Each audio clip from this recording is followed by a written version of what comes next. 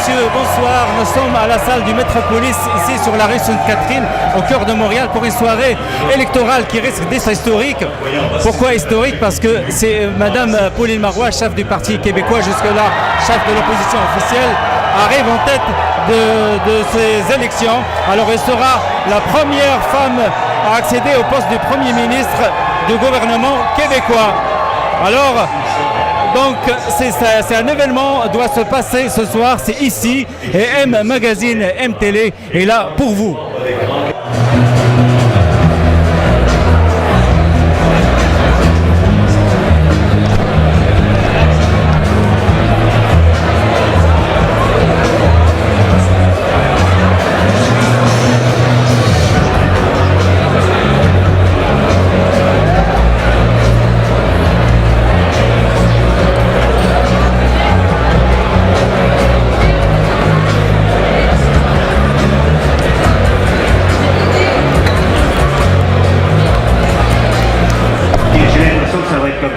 Tous les comtés autour ici, c'est tellement serré en ce moment. On commence à avoir un portrait de la situation, Pierre, mais lentement, mais sûrement, la carte en face des gens réussit vraiment.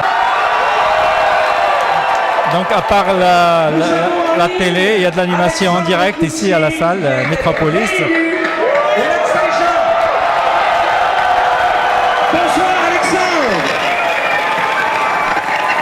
Et donc il y a des liaisons par téléphone avec les candidats gagnants.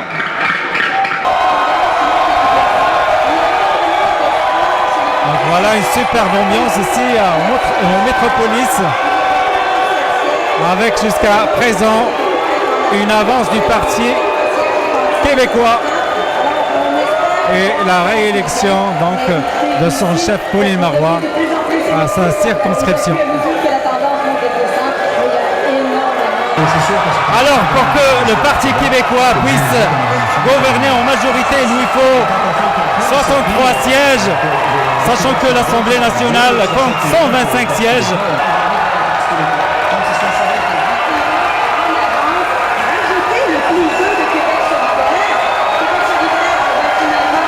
Alors, c'est l'euphorie ici à la salle Métropolis.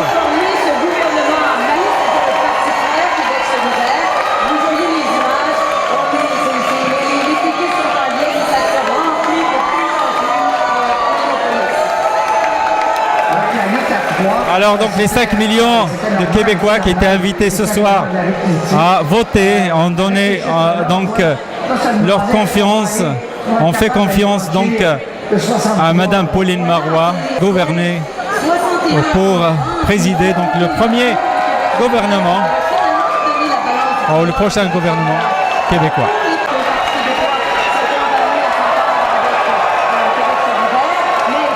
Voilà plusieurs noms du parti qui sont réélus. Alors mesdames et messieurs, comme vous le voyez, nous assistons réellement à une soirée spéciale, une soirée historique, et donc tout en regardant, tout en appréciant donc cette ambiance, voici quelques chiffres qui concernent le scrutin d'aujourd'hui. Alors c'est un scrutin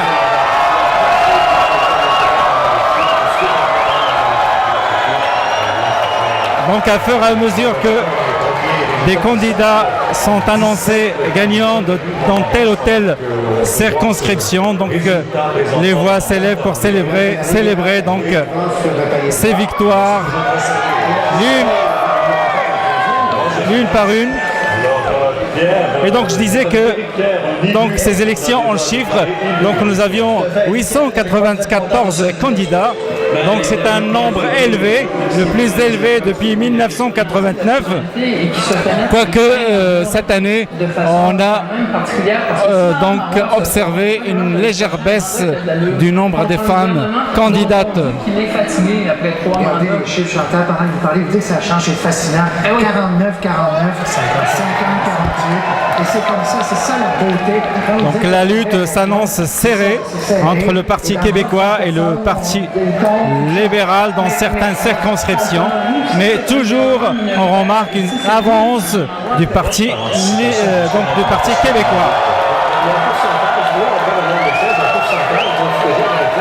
À la CAQ, on doit être pour l'instant très déçu du nombre de comtés en suffrage. 33 pour le Parti québécois, 31 pour les libéraux, 27 pour la CAQ et 5 pour Québec solidaire. C'est d'abord une majorité et là, on voit qu'elle est à 59 présentement.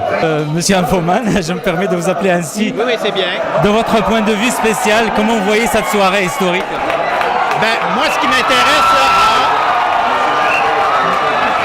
c'est de savoir si le gouvernement va être majoritaire ou minoritaire. Parce qu'on sait très bien que si le gouvernement est minoritaire, ça va être le bordel et on se revoit à la même place ici dans 6 mois parce que personne n'est capable de faire avancer ses idées. Donc pour moi, d'un point de vue de clown qui aime que le bordel pogne, je pense qu'on va avoir un gouvernement minoritaire, mais si on veut avoir un petit peu de calme, ben je pense que ce serait bien que le PQ se trouve, un petit 2-3 députés en quelque part. Là. Super, donc vous risquez d'avoir de la bonne matière pour les mois à venir. Ben, je pense qu'un gouvernement minoritaire, on se le dit depuis plusieurs semaines, quel qu'il soit, annonce beaucoup de problèmes pour le Québec.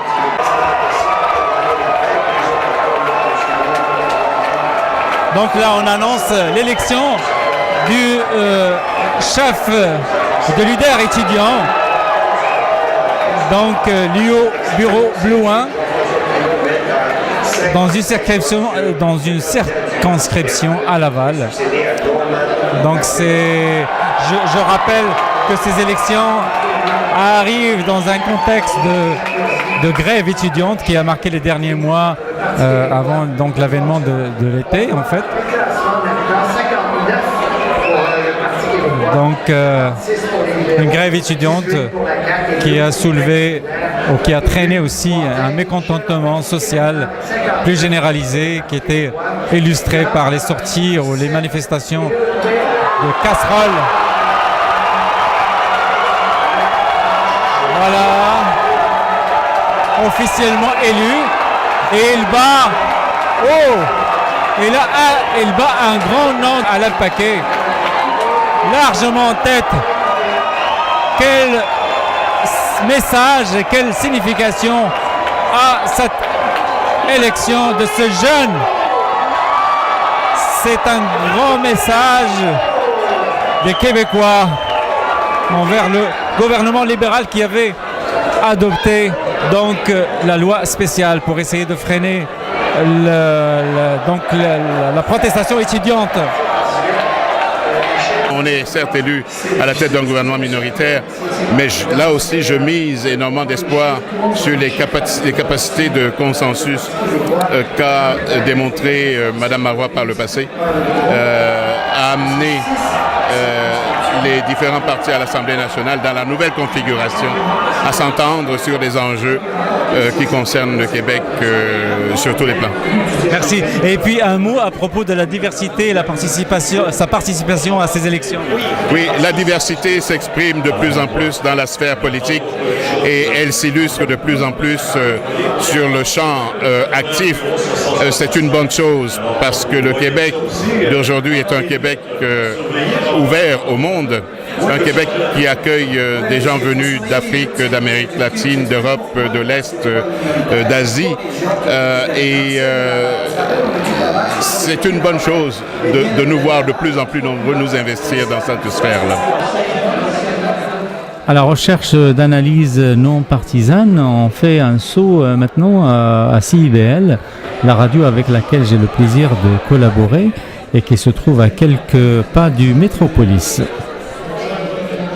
D'un point de vue purement électoral, je suis un peu déçu par le fait que c'est vraiment, ça continue dans l'interchangeabilité des deux gros partis. Je trouve ça un peu dommage que les libéraux aient autant de place parce que ça montre clairement qu'on est vraiment dans un système, disons, où il y a seulement deux partis. Même si la CAQ a fait des progressions, ça reste au troisième rang et ça me déçoit un peu. Ceci dit, je trouve ça très intéressant qu'on ait finalement donc une première ministre au Québec, ce qui est somme toute historique. Bien, premièrement, faut savoir que c'est une élection qui devait se vivre collectivement, hein, parce que dans le contexte actuel, c'est une élection qui avait beaucoup plus d'impact, je pense, que celle qu'on a pu avoir au cours des dernières années. Et jusqu'à maintenant, j'ai l'impression qu'on n'a quand même pas trop de surprises. Mais quand même, la CAQ était annoncée deuxième. Oui, on en arrive à ça. Oui. Donc, la surprise jusqu'à maintenant est plus vers le fait que la CAQ n'élit pas ses candidats vedettes jusqu'à maintenant, à part Jacques Duchesneau. Sinon, François Legault, on ne sait pas ce qui arrive non plus, hein, mais Gaétan Barrette, Maude Cohen, Chantal Lompré, tous défaits dans leur comté.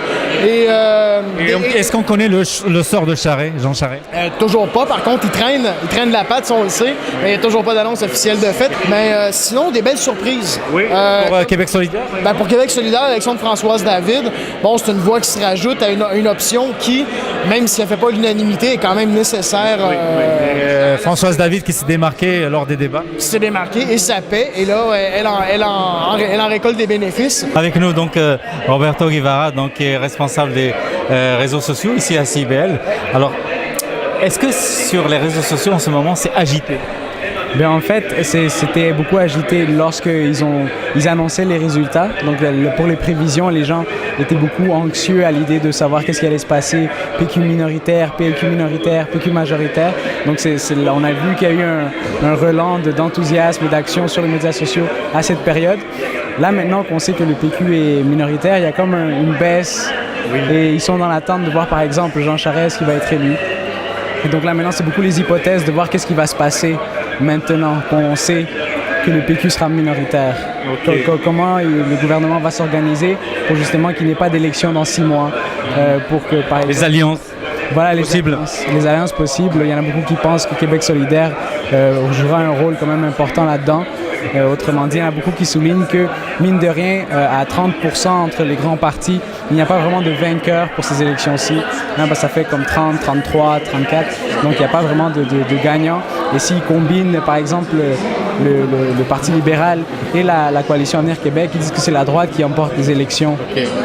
Donc voilà, et ça continue. Ce qui est certain, c'est que ça ne démord pas. À CIBL, vous avez 1000 paquets pour couvrir cette soirée électorale et vous avez des correspondants dans pratiquement toutes les circonscriptions. Comment ça se passe?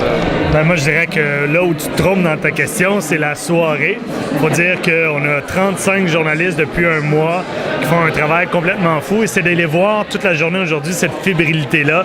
Et moi, je pense que c'est un exercice de formation d'abord. Absolument. Et c'est surtout ça.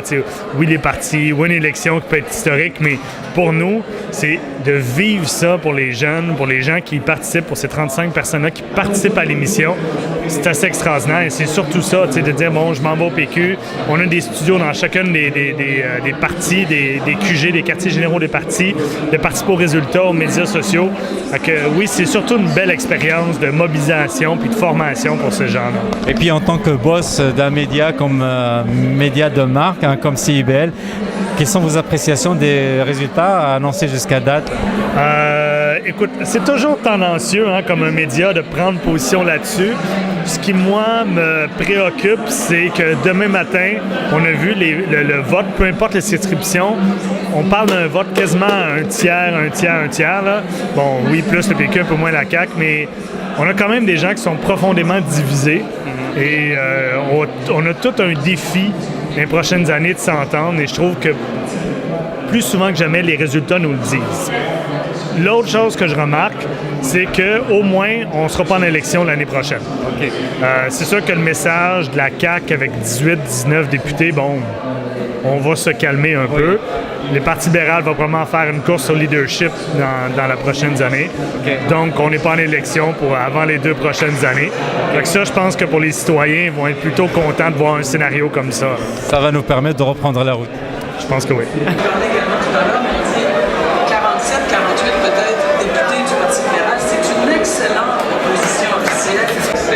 Donc là, c'est M. François Legault, donc chef du parti Coalition Avenir Québec, un jeune parti qui a été formé il y a à peu près un an et quelques mois, qui a été annoncé par les sondages comme 2e, alors que là, il se retrouve bien en arrière après le Parti libéral, en 3e position avec 19 sièges jusqu'à date. Donc, M. François Legault qui félicite le Parti québécois et les autres partis politiques de leur victoire. Bon, d'abord, félicitations pour votre élection. Merci. Et je veux remercier les gens de Longueuil qui m'ont renouvelé leur confiance. Je suis très fier de ça. Puis c'est très important pour moi d'être le meilleur député possible pour les gens de Longueuil. Et puis je vais continuer à travailler fort pour eux. Très bien. Alors, par rapport au Parti québécois en général, donc on vit ce soir une première historique. Donc, Mme Pauline Marois qui va être la première femme à accéder au poste du Premier ministre du Québec. Comment, à votre avis, ça va se dérouler pour elle? Bien, je vais vous dire, si notre situation minoritaire se confirme, et elle semble se confirmer, on va être très heureux d'avoir Pauline Marois comme première ministre. Parce que c'est une femme de consensus, c'est une femme responsable aussi. Et vous savez, pour faire fonctionner un gouvernement minoritaire, il faut avoir un dialogue avec les autres partis. Il faut afficher une attitude de compromis, d'ouverture. Et cette femme-là, Mme Marois, a ses qualités. Donc, je pense qu'elle est particulièrement bien placée pour aller conclure les ententes sur certains projets de loi, par exemple, ou sur certaines mesures qui seront nécessaires pour permettre à ce gouvernement qui est issu de la majorité québécoise, qui est issu de la volonté québécoise, de faire son travail. Parce que la dernière chose que les Québécois veulent, c'est de se retrouver en élection à nouveau dans 3 mois ou dans 6 mois. Absolument.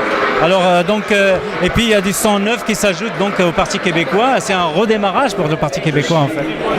Oui, absolument. Là, je dois vous dire que je ne sais pas exactement où on en est avec les élus et les non-élus, parce que j'ai donné beaucoup d'entrevues puis j'ai perdu un peu le fil. Oui. Mais chose certaine, il y a dans ceux qui sont reconduits, réélus, beaucoup de bons, très bons éléments. On est une très bonne équipe, très belle équipe au Parti québécois. Et il y a des nouveaux également députés qui s'ajoutent et qui vont venir renforcer notre équipe. Donc là, on va écouter le Premier ministre Jean Charest, le Premier ministre sortant, défait dans sa circonscription, et qui ne va pas faire de déclaration quant à son avenir politique.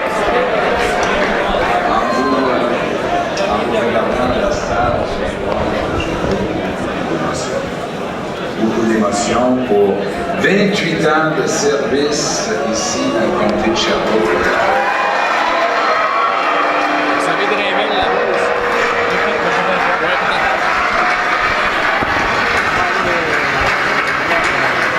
Pour votre élection. Merci beaucoup.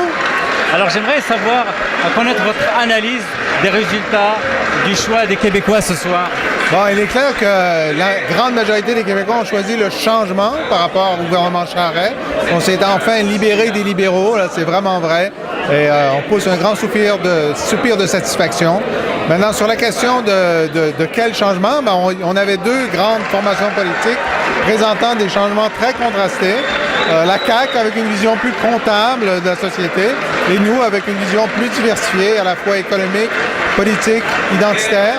Et c'est nous qui avons gagné. Alors, donc, on est dans une situation politique où on n'a peut-être pas la majorité, mais quand même, on a le mandat de réaliser nos engagements. On va faire en sorte de les réaliser avec la force du mandat que nous avons, bien sûr, mais aussi avec la faiblesse de l'adversaire. Je veux dire, pour qu'un gouvernement minoritaire soit renversé, il faut que les principaux partis d'opposition veulent le renverser simultanément. Le Parti libéral du Québec ne sera pas dans cette situation-là pour l'avenir prévisible. Ça va nous donner de l'espace, de la marge de manœuvre.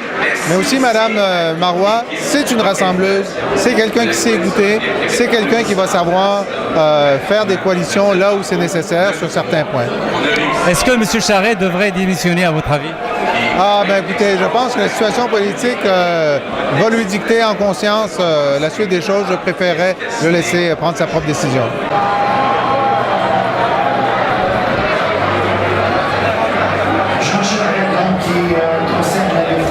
Alors d'abord, je vous félicite pour votre élection. Merci. Alors j'aimerais savoir comment vous vivez cette soirée spécial. Ah, je l'ai vécu avec beaucoup d'émotion parce que, en ce qui me concerne, comme député du comté de Taillon, donc c'était une 4e fois, et je sais que dans mon comté, les choses s'annonçaient bien, mais mon anxiété, c'était au plan national. Et là, on arrive finalement au pouvoir, dans des circonstances qui vont nous inspirer une certaine modestie. C'est peut-être pas mauvais de se dire que on est un gouvernement minoritaire, donc on devra faire des alliances avec des gens qui ont été élus par une portion importante de la population. On assiste à l'intervention du Premier ministre sortant, M. Jean Charest, qui était défait par un candidat du Parti québécois. Oui.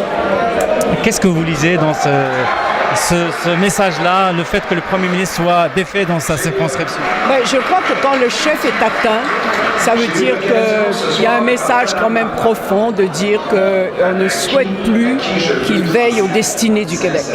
Alors d'avoir perdu dans son comté, que je connais bien parce que j'ai été moi-même députée de Sherbrooke à une certaine époque, qu'il soit battu dans son comté, je pense que c'est un signal que même s'ils ont conservé un certain nombre de sièges, ce qu'a représenté le règne de Jean Charest, ça n'est pas ce que les Québécois veulent en ce moment. Le moment tant attendu, donc l'arrivée de Mme Pauline Marois, donc la première femme à accéder au poste du Premier ministre du Québec. Donc Mme Marois qui arrive ici à la salle du Métropolis pour s'adresser aux électeurs et membres du Parti québécois et qui va donc prononcer son discours dans cette soirée historique. Je vous laisse vivre avec nous cette ambiance spéciale. La victoire du Parti québécois ce soir et qui va devoir former le 30e gouvernement québécois.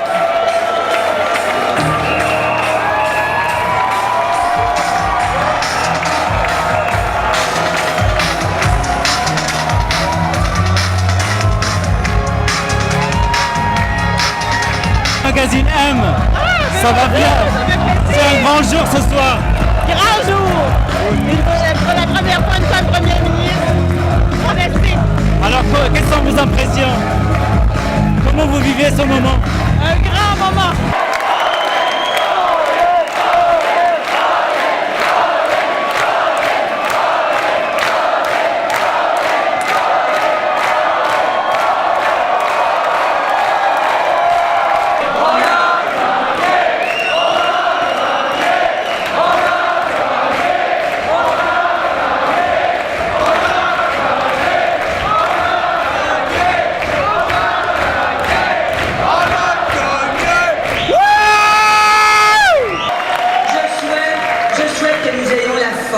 de mettre nos divisions de côté et de nous rassembler sur l'essentiel.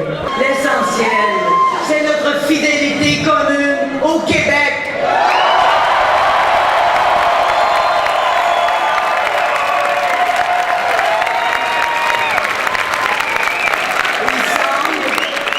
Il semble que le Parti québécois dirigera un gouvernement minoritaire.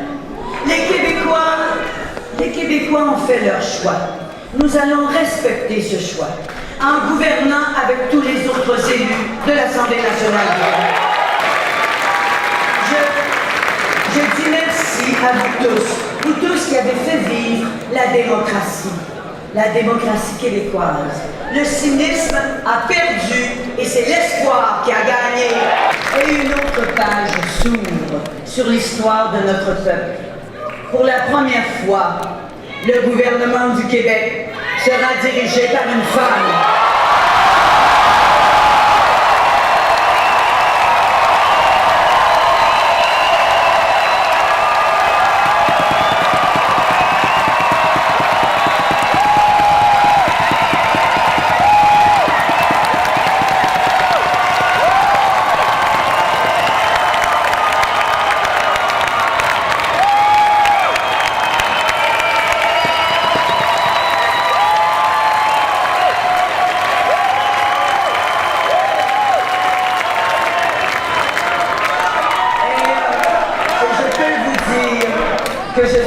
je suis très émue d'être la première à qui incombe cette responsabilité. Je serai la première ministre de tous les Québécois, y compris de la jeunesse québécoise.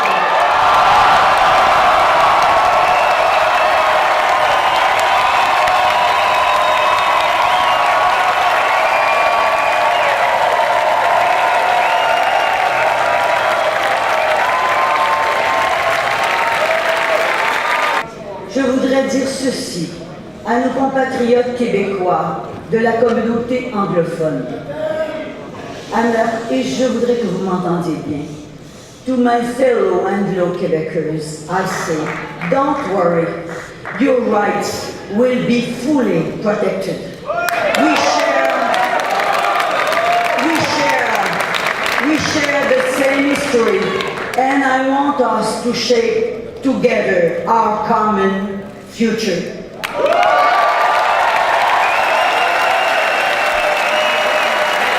Maintenant, m'adresser à nos amis et voisins du Canada.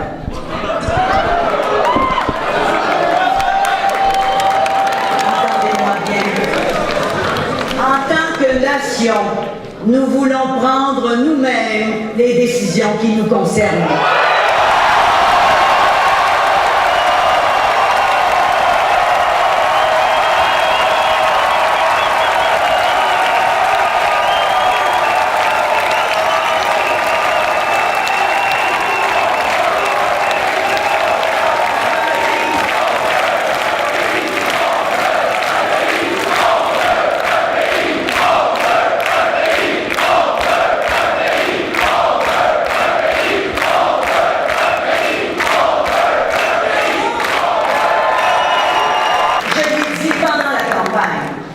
Je l'ai dit avant la campagne. Je vous le redis ce soir. J'ai la conviction que l'avenir du Québec, c'est de devenir un pays souverain.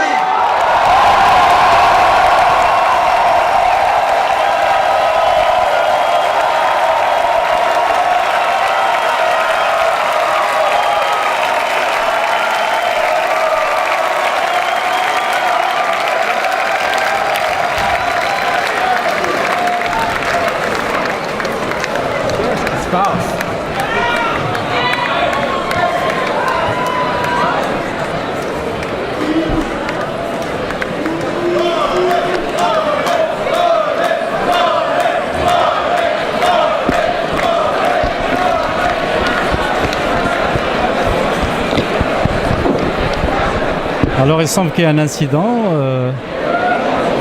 J'ai entendu un bruit, mais en tout cas Madame Marois a été évacuée de la scène et son intervention a été donc coupée. On ne sait pas ce qui se passe. Les agents de sécurité l'ont emmenée hors de la scène et donc l'animateur de la soirée va peut-être nous enseigner.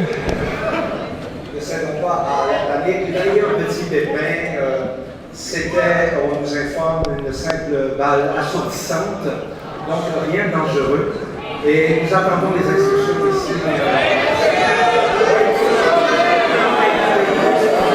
Alors voilà, donc il semble qu'il y a eu une explosion d'une balle assourdissante. On préférait protéger notre propriété. Ok.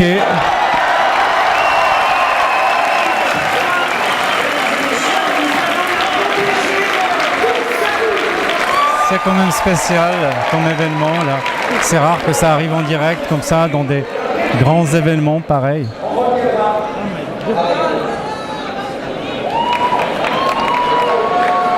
Dieu, Pauline Marois vient de se faire tirer. Donc on va pouvoir poursuivre la soirée. Beaucoup de plus de peur que de mal. Sans panique, doucement, on vous demande de quitter la salle. S'il vous plaît. Et puis là, il demande de quitter la salle. C'est quand même bizarre. Et puis il y a je vois qu'il y a une grande nervosité sur les visages des agents de sécurité. Moi, j'ai le goût de vous dire, allez-y lentement pour pas que les gens soient bousculés. n'est-ce pas? Et je veux vous dire du plus profond du cœur, un merci d'être là avec moi ce soir.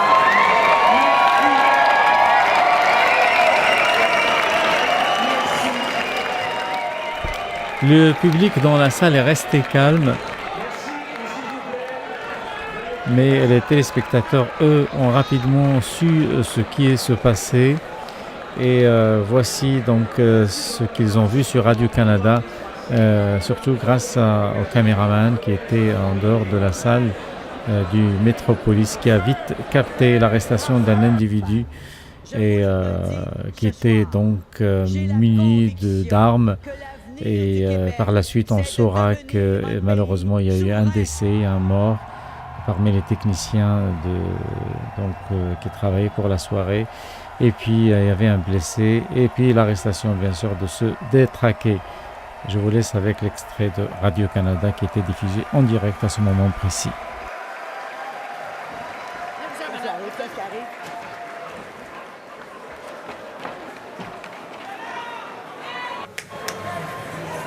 Alors, on ne sait absolument, on a vu des gardes du corps de Mme Marois intervenir, qui l'ont est-ce que Martine, qui vous êtes sur place, aucune idée, Patrice, de ce qui vient de se passer.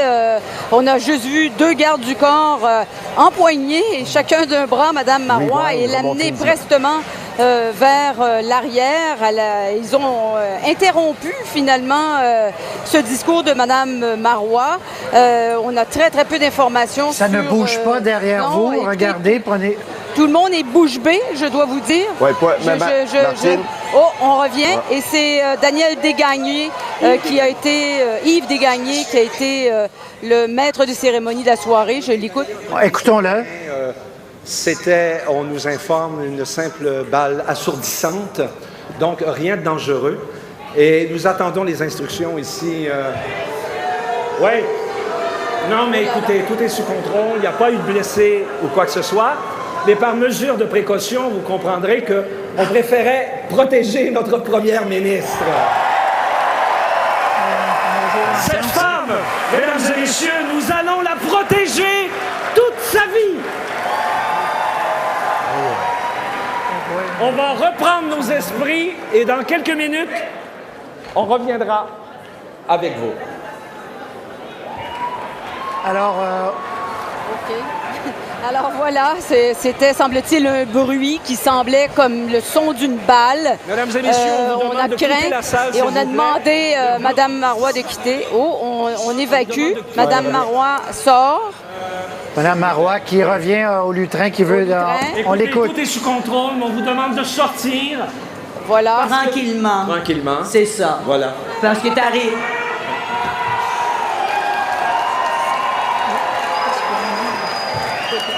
Il est arrivé un petit incident malheureux.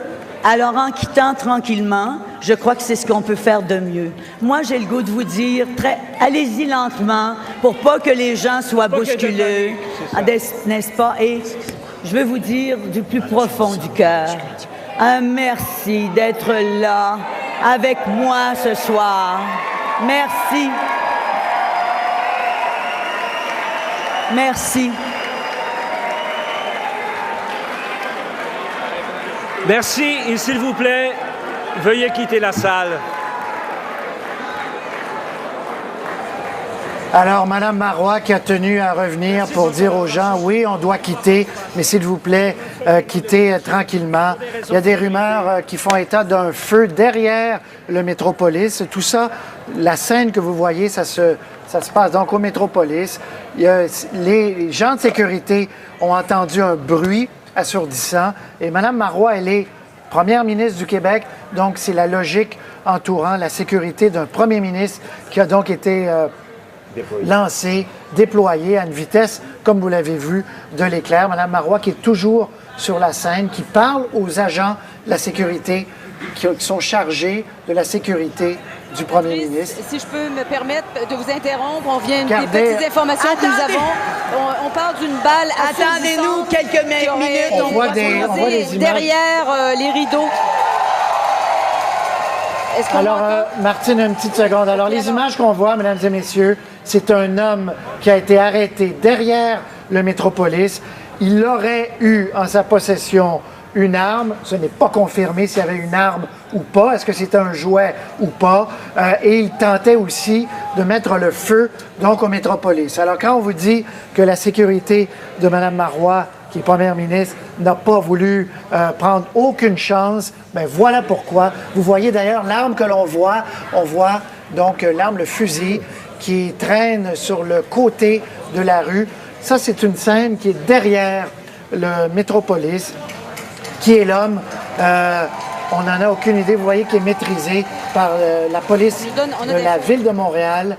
Et c'est pour ça qu'on a demandé à tous les partisans du Parti québécois qui étaient à l'intérieur d'évacuer. On ne sait pas, est-ce que l'homme est seul? Est-ce qu'il y a d'autres personnes? Est-ce qu'il y a d'autres menaces? C'est loin d'être clair pour l'instant. On va voir ces images en carré. On va aller écouter Mme Marois qui parle actuellement à ses partisans.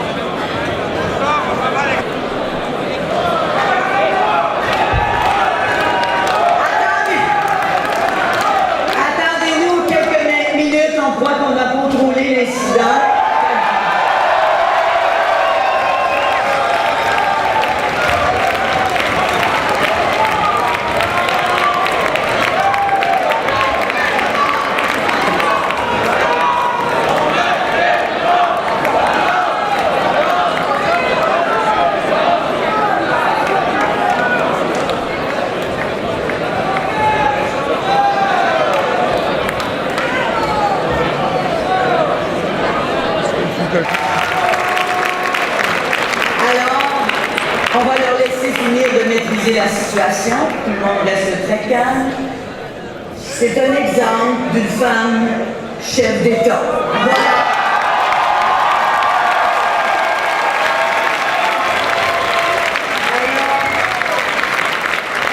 Ce soir, j'ai avec moi les gens, les personnes qui m'entourent, que j'aime le plus au monde. Après ça, c'est vous autres. Ma famille, ma belle grande famille.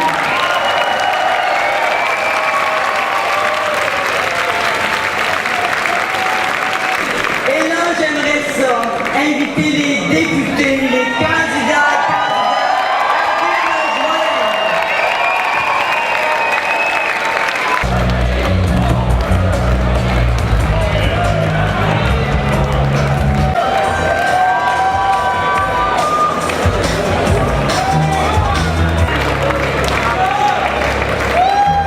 Oh là là! Alors, maintenant, on a un immense défi à relever. C'est d'agir de façon responsable pour servir nos concitoyens et concitoyennes, faire avancer le Québec, s'assurer qu'on offre des réponses réelles aux familles du Québec, aux jeunes du Québec, aux personnes âgées du Québec. Et pour ce faire, j'ai une équipe, parce que j'ai pas terminé de tout dire ce que je voulais vous dire tout à l'heure. J'ai une équipe exceptionnelle.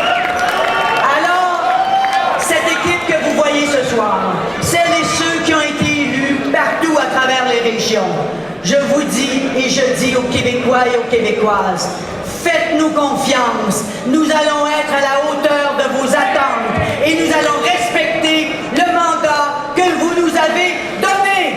Merci!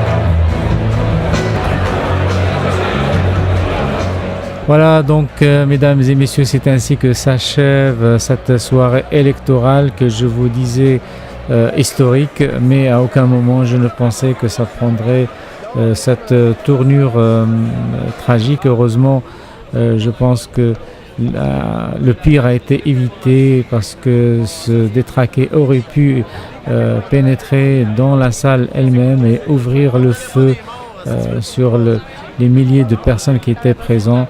Alors on peut parler d'un carnage qui a été évité heureusement, mais malheureusement il y avait un décès et parmi les techniciens qui s'occupaient donc de la soirée, et puis il y avait un blessé. Alors donc tout ce que je souhaite, c'est que le Québec reste en paix avec lui-même, avec sa diversité et en harmonie avec ses particularités, et que ce nouveau gouvernement puisse faire son travail dans une atmosphère de démocratie, loin de violence et loin des agissements comme ce qu'on a vu ce soir. Alors sur ce, mesdames et messieurs, je vous souhaite une bonne soirée.